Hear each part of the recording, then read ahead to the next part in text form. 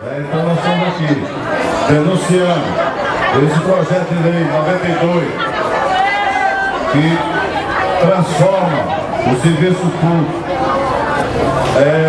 iniciativa privada, né? Inclusive os hospitais universitários, que hoje é o foco maior dessa questão, o primeiro foco. Então nós estamos denunciando, nós somos contrários a esse projeto.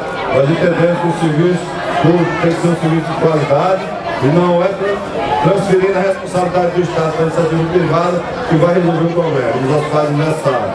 Nós queremos que o Estado assuma a responsabilidade com a educação, com a saúde, com a cultura, com o meio ambiente. E hoje a proposta é tirar a responsabilidade do Estado para esses setores que são estratégicos para garantir o desenvolvimento e garantir a soberania do nosso país. Portanto, companheiros e companheiras, nós estamos aqui hoje nesse dia de luta, protestando e denunciando para a nossa população esse desmando, essa proposta do governo que é muito ruim para os trabalhadores, é muito ruim para a população. A Fazenda,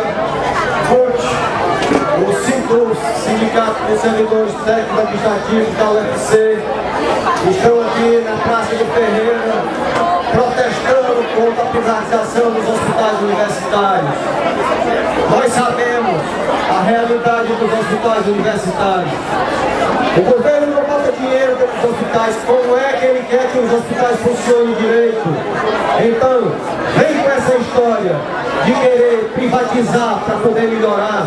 Isso é balela, isso não existe.